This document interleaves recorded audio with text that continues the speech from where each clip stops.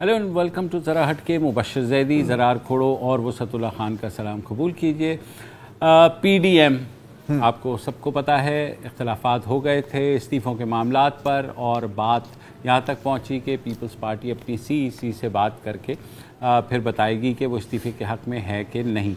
मगर हुआ ये कि 3 रोज़ कबल मरियम नवाज़ शरीफ उनकी एक ट्वीट आई जिसमें उन्होंने ये कहा कि जो सिलेक्टेड है, यानी उनका इशारा इमरान खान की तरफ था, वो जो है उन्हें परेशान होना चाहिए क्योंकि एक और जो है क्योंकि वो स्पेंड फोर्स हो गए हैं और अब जो सिलेक्टर्स हैं वो उनका मुतबादिल जो है वो तैयार कर रहे हैं। अब ये ठा करके जाके पीपल्स पार्टी को लग गई क्योंकि लगा उन्हें कि ये उन्हीं की तरफ इशारा था और यकीनन उन्हीं की तरफ इशारा था। हाँ, वो नहीं, लोग कंफ्यूज थे बेसिकली। हाँ, किसकी तरफ इशारा है।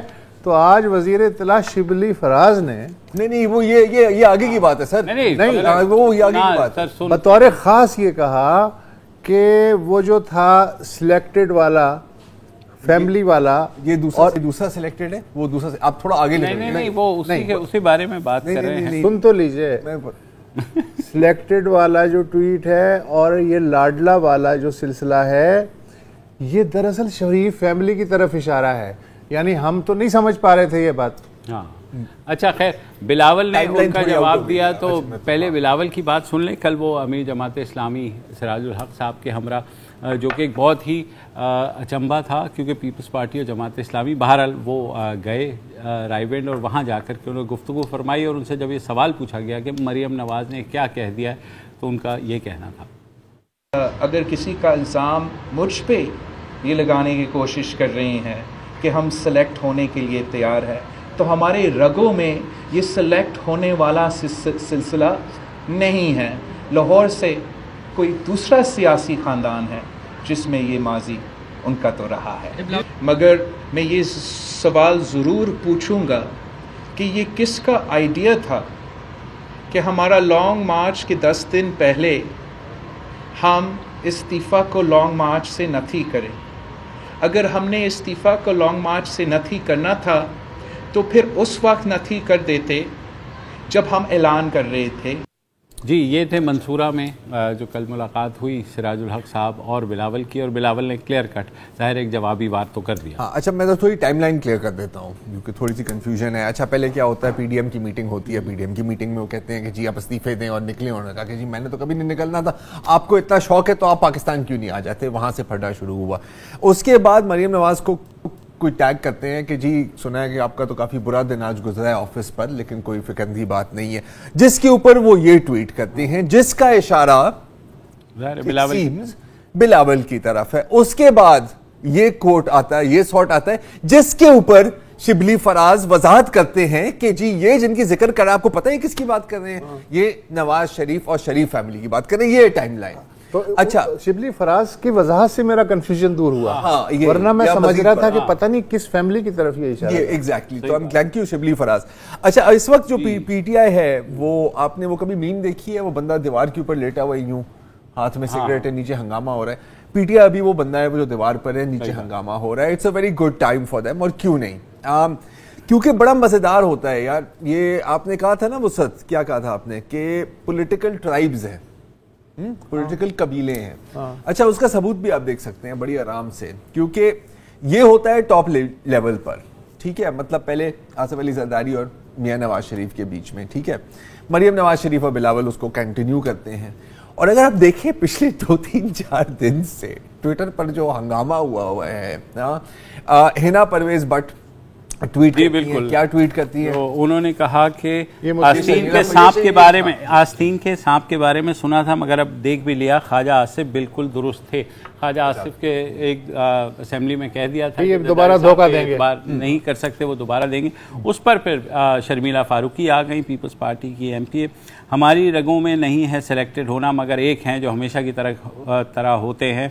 चेयरमैन साहब ने बिल्कुल दुरुस्त फरमाया। बादशाह आगे चलेगा, वजीर चलेगा, क्वीन चलेगी तो प्यादा भी चलेगा। वैसे बादशाह को पीछे रूम में ही रखना चाहिए, safe and secure, be that as it में, जैसे नवाज शरीफ को रखा हुआ है। ये वो होता है कि उसकी बात क्यों नहीं करते जो चारपाई के नीचे घुसा हुआ है, उसकी बात क्यों नहीं करते जो पर्दे के पीछे घुसा हुआ है, जिससे वो ऑल ऑफ दैट। अच्छा, इंटरेस्टिंग पता है क्या बात है, अब ये तो हो गई leadership, right? Hina Parvez Bhatt, Sharmila Farooqi, leadership है।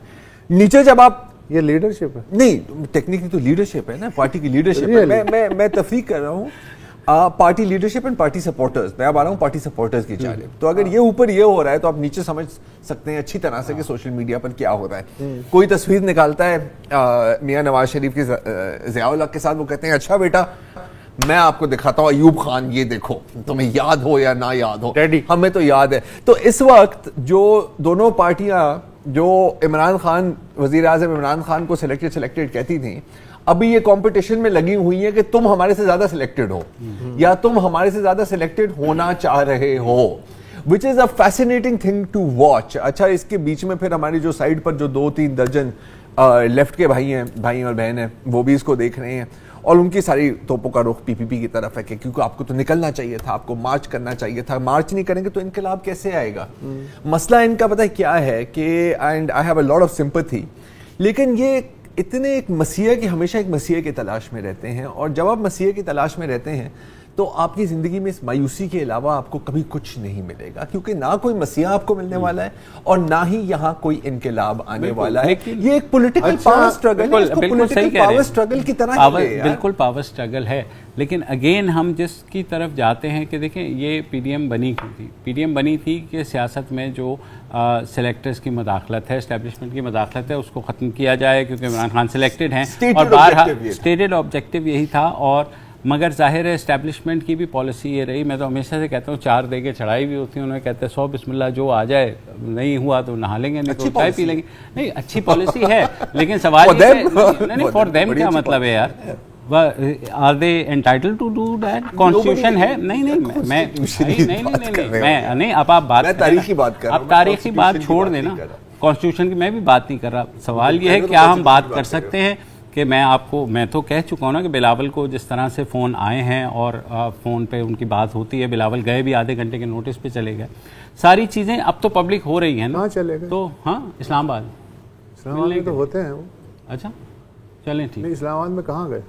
जहाँ जाना है, मैं नाम ले दूं फिर बाद में आप ऐसे वो करेंगे। बहरहाल जो भी एस्टेब्लिशमेंट के एक साहब हैं, अगर कहते हैं मैं नाम ले देता हूँ, वो साहब के इसरार पे अगर ले दूं, नहीं लेता, चलिए। बहरहाल तो एस्टेब्लिशमेंट के लिए देखें, एस्टेब्लिशमेंट ने भी तो यही गेम किया ना, डिवाइड एंड रूल वाली होती है ना, तो जाहिर है वो पकड़ लेते हैं। और मैं इसमें किसी पार्टी की साइड नहीं ले रहा, मियाँ साहब को भी आपको याद है वो काला कोट पहन के चले गए थे, वो सब कुछ सही है, सब है। लेकिन अब देखें, अब बात यह है कि इख्तिदार तो सबको जोर का आया, लेकिन यहाँ पर तो बॉस मुझे थोड़ी सी गेम अलग लग रही है ना। यहाँ पर तो मुझे लग रहा है कि ये तो आपने सेल्फ डिस्ट्रक्शन की है। देखो आप बात कर रहे हैं, मतलब इम्प्लीकेशन तो यही है ना कि भाई एस्टैब्लिशमेंट को पीपीपी ने कहा, ने पीपी को कहा कि भाई आप साइड पर जब आपके साथ करेंगे। और बाय द वे एक और मीटिंग में भी जो शायद रिपोर्ट कम हुई है, लेकिन 1-2 जगहों से ही सुनी है, नवाज शरीफ ने भी कहा कि जी मुझे पता है कि मेरे कंधे से कौन बंदूक चलाना चाह रहा है। और अगेन वो भी इशारा था कि मूवमेंट के बेसिस पर आप डील कराना चाह रहे हैं। शिबली फराज से पूछें इसका। मैं पूछता हूँ, अभी शो ब्रेक में मैसेज करता हूँ मैं।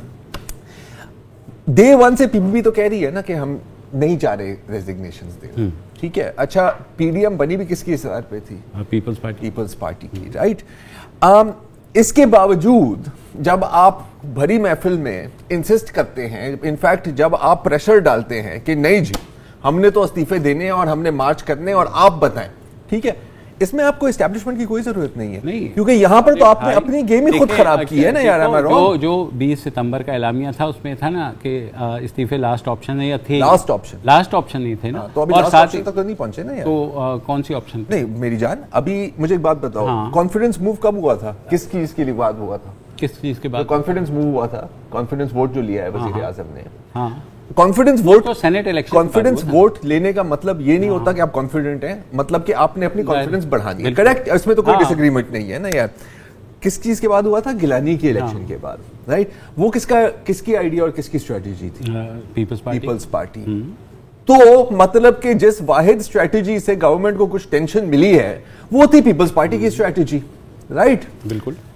अगर आप इसको इस तरह देखें कि बनाई आपने इंसिस्ट किया बनाना, ठीक है, फिर आपने कहा कि ये लास्ट ऑप्शन है, फिर आपकी स्ट्रैटेजी जितनी भी स्ट्रैटेजी आजमाई गई हैं, कदरन वो ज्यादा कामयाब रही हुकूमत को टेंशन देने में, क्योंकि पूरे मकसद ही हुकूमत को टेंशन देना है।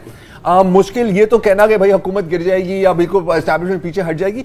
These are stated objectives. आपको पता है कि अगर इसमें से 20-30% भी आपने गेन कर लिया काफी है। और हमारा सिस्टम चलता है यार, 100% कुछ नहीं होता। आप सिस्टम के अंदर स्पेस बनाते हैं, वो फिर स्पेस कम होती है, फिर दोबारा बनाते हैं। दिस इज द साइकिल, इसके साथ आप नहीं डिसएग्री कर सकते, राइट। तो फिर ये इंसिस्ट करना कि रिजाइन करे और मार्च करे, इसका कोई लॉजिक मुझे समझ में नहीं आता, अनलेस के आप एक्चुअली चाह रहे हैं कि फूट पड़े अपनी ही अलायंस के अंदर। मैं तो इसको इसलिए देख रहा हूं। अच्छा, इसके अंदर मुझे तो नजर ही नहीं आता कि एस्टैब्लिशमेंट को कुछ करने की जरूरत भी है, बिकॉज इन्होंने खुद कर दिया है जो वो कराना चाह रहे थे। तो उन्होंने किसके थ्रू कराया? किसके मियां नवाज शरीफ ने कहा था ना रेजिग्नेशन दो। हाँ। तो फिर क्या हम कहेंगे कि मियां नवाज शरीफ को एस्टैब्लिशमेंट को कॉल आई है? तो भाई नहीं, बस आप देखो, अभी आपने मेरे हर पॉइंट के साथ नहीं, हर पॉइंट से देखो, हर पॉइंट मैं आपकी बात एग्री कर रहा हूं। मैं ये भी कह रहा हूं कि कोई जमात इसमें से दूध की धुली नहीं है। दूध की धुली की बात ही नहीं कर रहा, सबकी मैं सिर्फ और सिर्फ पीडीएम की स्ट्रेटेजीज पे बात कर रहा हूं। मैं ना मैं 1988 की बात कर रहा हूं, ना मैं 1990 की बात कर रहा हूं। मैं इस चीज की बात ही नहीं कर रहा। मैं कह रहा हूं कि अब तक मेरी नजर में, and I could be wrong, जो भी स्ट्रेटेजी, जिस स्ट्रेटेजी से हुकूमत को ज्यादा टेंशन हुई है वो सेनेट वाली स्ट्रेटेजी थी। बिल्कुल ठीक है। उसके बाद पीपीपी के क्या सजेशंस है कि जी आप नो कॉन्फिडेंस लाएं पंजाब में, ठीक है, आप ये सारी इनसाइड पार्लियामेंट गेम्स खेलें, जिनसे मेरा ख्याल है कि शायद हुकूमत को ज्यादा खतरा है बनिस्बत मार्चेस और रैलीज की, जो वैसे भी 14 अप्रैल तक खत्म हो जाएंगी। मैं ये कह रहा हूं, मैं कह रहा हूं कि इसके और ये सब जानते हुए ये इंसिस्ट करना कि जी अब हम निकलते हैं मार्च पर, जो 2 हफ्तों के अंदर आपने खत्म नहीं है, कौन सा ये धरना होना है, कौन सा कोई आसमान गिर जाएगा इससे, ये सेल्फ सैबोटाज है। और जब आप सेल्फ सैबोटाज पर आ जाते हैं ना, आपको किसी चीज की और की जरूरत नहीं हो। ठीक, चलें हम वक्फे के बाद सीनियर तज्जियाकार के पास भी अपने चलेंगे, जो आप बताएं कौन सही बोल रहा है। शिबली के बारे में बात कर रहे थे, तो उनसे भी कुछ लेते हैं उनका तज्जिया वक्फे के बाद।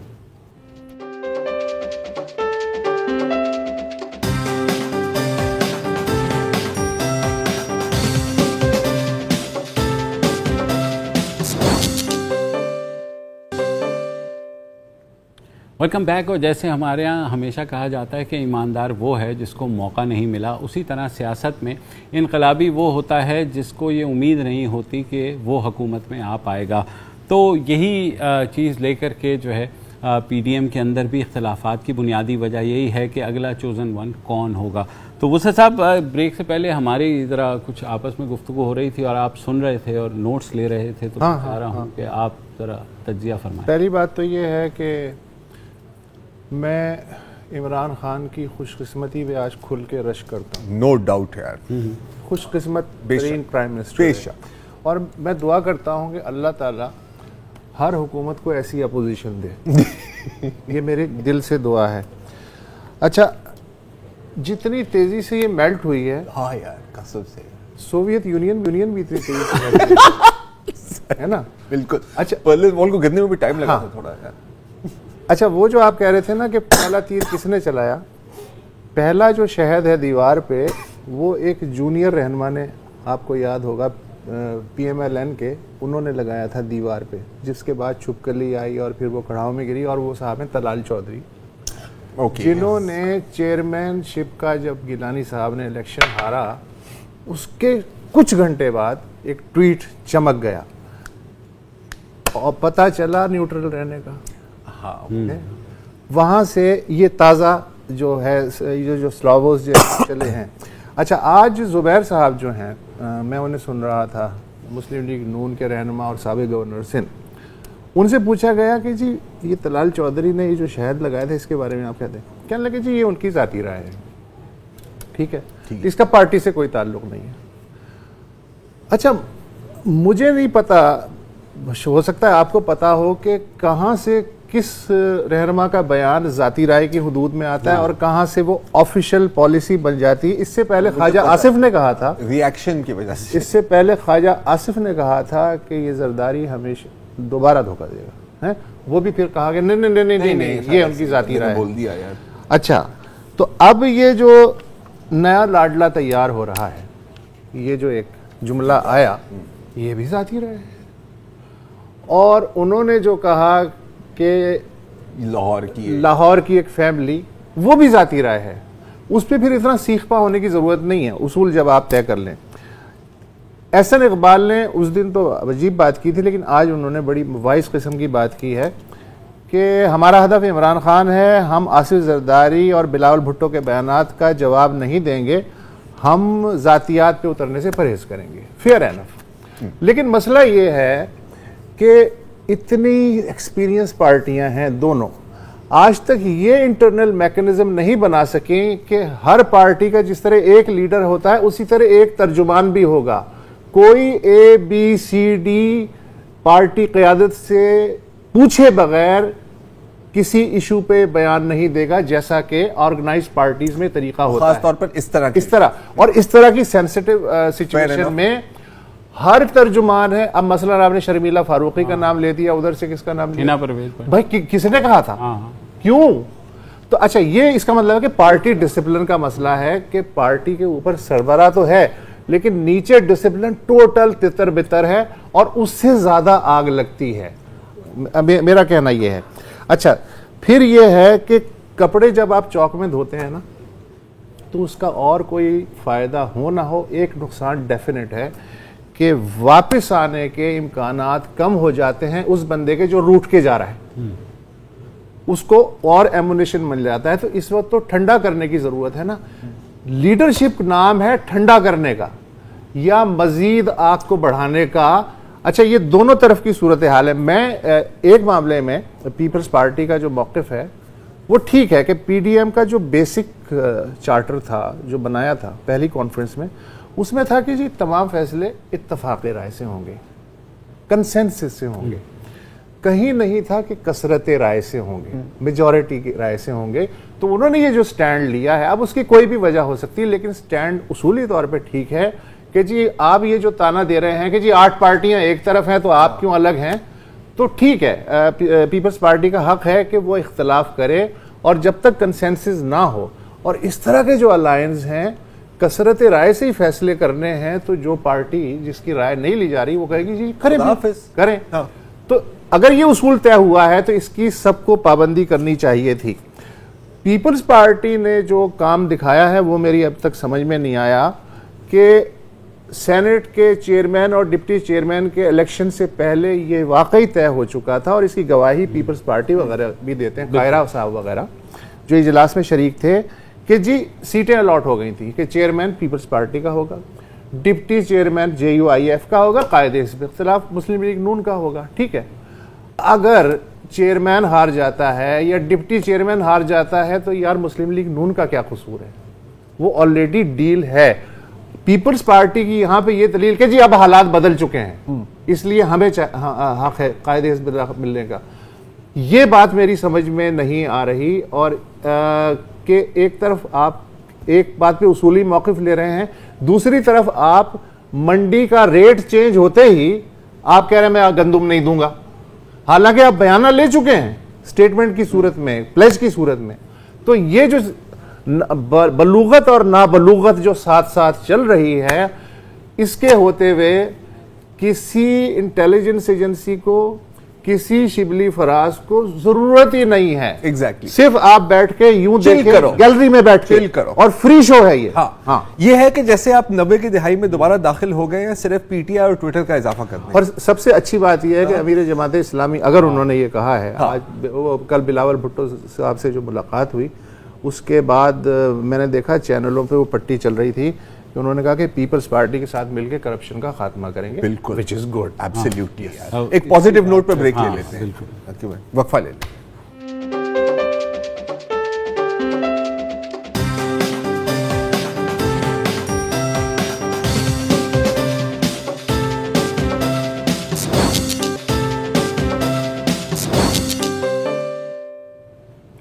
Welcome back. और इस साल जनवरी के आखिर में वज़ीर आज़म पाकिस्तान इमरान खान ने इस बात का ऐलान किया था कि वज़ीरिस्तान और जो साबिक फाटा के डिस्ट्रिक्ट्स हैं वहाँ पर इंटरनेट और ख़ुसूसन 4G और 3G की फरहमी जो है वो शुरू की जाएगी। एक बहुत देरीना मुतालबा था इन शोरज़दा इलाकों में रहने वालों का, जिन्होंने तकरीबन को 15 साल दहशतगर्दी के ख़िलाफ़ जो जंग है उसमें अपनी कुर्बानियाँ भी दी, उस जंग की जो पाबंदियाँ थीं उनको भी बर्दाश्त किया और उनकी लॉन्ग स्टैंडिंग डिमांड थी जिसको वज़ीर आज़म ने कबूल किया।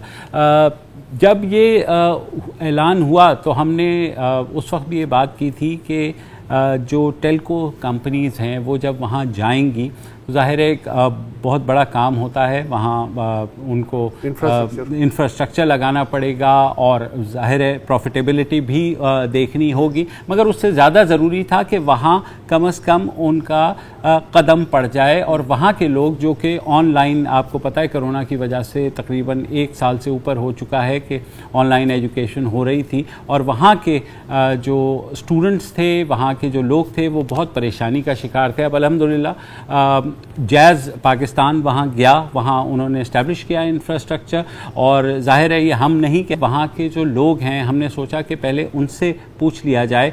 तो हमने कुछ तालिब इल्मों और एक जो दुकानदार हैं उनसे पूछा कि जनाब 4G के आने के बाद कैसे आपकी ज़िंदगी तब्दील हुई, तो सुनिए। जनूबी वज़ीरिस्तान से मैं मेडिकल का स्टूडेंट साकिया बात कर रहा हूँ। जैसे आपको पता है कि 4G की वजह से हम बहुत फैसिलिटेट हुए हैं।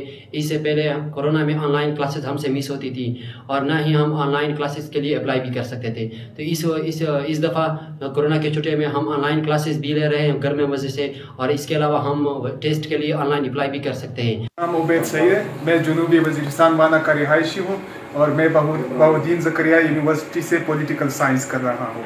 3G और 4G की वजह से हमें बहुत सहूलत मिली है। हम ऑनलाइन क्लासेस यहाँ से अपने घरों से कर रहे हैं। पहले हमें बहुत मुश्किलात का सामना था। पहले जब ऑनलाइन क्लासेस हो रहे थे तो हमें डी खान और मुल्तान जाना पड़ता था और मंथली काफ़ी खर्चा हो रहा था। मैं जनूबी वज़ीरिस्तान वाना का रिहायशी हूँ। कई अर्से से मैं यहाँ कारोबार कर रहा हूँ। हमें 3G और 4G की वजह से बहुत सहूलत मिली है। हमें अपनी माल की तस्वीर और पेमेंट बआसानी से कर सकते। जी, आपने सुना वहाँ के लोगों का खुशाइंद है। अभी भी कुछ मुश्किलात हैं, पूरा एरिया कवर्ड नहीं है। हमारे साथ जैज़ पाकिस्तान के जो CEO हैं आमिर इब्राहिम, वो मौजूद हैं। Welcome to the show Aamir साहब। बहुत एक अच्छी ख़बर है ये कि टेलको कंपनीज और ख़ुसूसन आपकी कंपनी ने वहाँ जाकर अपना फुटप्रिंट स्टैब्लिश किया। वहाँ के लोगों की भी डिमांड थी, इससे ज़ाहिर है उनकी सोशो इकनॉमिक अपलिफ्ट भी होगी। तो आप लोगों के लिए ये क्या एक प्रॉफिटेबिलिटी का इशू था या ये था कि वहाँ के लोगों के लिए कम से कम उनको ये फैसिलिटी पहले फराहम की जाए? जी शुक्रिया, thank you for asking that question. देखें, प्रॉफिटेबिलिटी बाद में हम सोचते हैं, पहले हमारी एक जो ज़िम्मेदारी है वो ये है कि जो पाकिस्तान के अंडर सर्व्ड एरियाज़ हैं उन सारी जगहों पे हम अपनी सर्विसेज प्रोवाइड कर सकें। इंटरनेट एक बेसिक नेसेसिटी आजकल के ज़माने में है और फाटा जो कि बहुत अरसे तक डिप्राइव रहा है, उधर की तकरीबन 6 मिलियन की आबादी है, उधर भी पाकिस्तान का सबसे बड़ा नेटवर्क जो है वो जैज़ ही है। लेकिन अनफॉर्चुनेटली हमें फॉर वेरियस रीजंस इंटरनेट या 3G या 4G हम उधर प्रोवाइड नहीं कर सकते थे फॉर सिक्योरिटी रीजंस। ये बड़ी खुशाइन बात थी कि प्राइम मिनिस्टर ने जनवरी में ये वादा किया कि कम से कम साउथ वज़ीरिस्तान में वो इंटरनेट की इजाज़त उन्होंने दी, और उनका जो वादा था वो जैज़ ने with in a short period of 30 days हमने उस एरिया में अपने जो हमारे टावर्स थे तकरीबन 10 थे नंबर में, उन सारों में हमने अपना 4G सर्विसेज लॉन्च किए हैं। सो आपका जो सवाल है प्रॉफिटेबिलिटी का, यस इवेंचुअली कंपनीज प्रॉफिटेबिलिटी देखती हैं, लेकिन ऐसे कुछ एरियाज़ जो कि सिवियरली अंडर सर्व्ड हैं और बहुत सारे सारों से अंडर सर्व्ड रहे हैं, उधर आई थिंक हमारी रिस्पॉन्सिबिलिटी थोड़ी सी फ़र्क होती है और हम एक डिफरेंट पर्सपेक्टिव से ऐसी अपॉर्चुनिटीज़ को देखते हैं। तो वहाँ जब आप गए तो आपको रिस्पांस कैसा मिला? ज़ाहिर है पीपल वर डिप्राइव्ड। जी, रिस्पांस बहुत अच्छा है। एक्चुअली हमारी साइट से एकदम से चौक हो गई हैं। जो ट्रैफिक पर साइट एक हमारा पैरामीटर होता है, वो उधर की जो एवरेज साइट्स हैं वो हमें बहुत ज़्यादा ट्रैफिक दे रही हैं compare to the rest of Pakistan. So ये चीज़ें हमें बताती हैं कि कितनी पेंट अप डिमांड थी, और अभी ये हम पूरी जगह कवर नहीं कर सके। जिस तरह आपको मालूम होगा कि ये टेरेन भी मुश्किल है, उधर लॉजिस्टिक्स भी मुश्किल हैं, लॉ एंड ऑर्डर की जो कंसर्न्स हैं वो अभी तक पूरे तरह एड्रेस नहीं की गई। तो हमारे इंजीनियर्स और जो हमारी टीम्स हैं वो जब ऐसे एरियाज़ में जाते हैं तो उनका भी हमें ख्याल और उनके सेफ्टी का कंसिड्रेशन रखनी पड़ती है। सो आहिस्ता आहिस्ता जिस तरह ये चीज़ें बेहतर होती जाएंगी, हम ज़्यादा उधर अपने टावर्स लगा सकेंगे और ज़्यादा आवाम को 4G और इंटरनेट की सर्विसेज प्रोवाइड कर सकेंगे। जी यही एक्चुअली आपने मेरे ख्याल जवाब तो दे ही दिया है जो सवाल मैं पूछने वाला था, क्योंकि जब हमने ट्वीट की थी about your coming on the show, तो जाहिर है कि बहुत हमें रिस्पांस मिला फ्रॉम पीपल जो वजीरिस्तान से हैं या जिनका ताल्लुक वजीरिस्तान से है।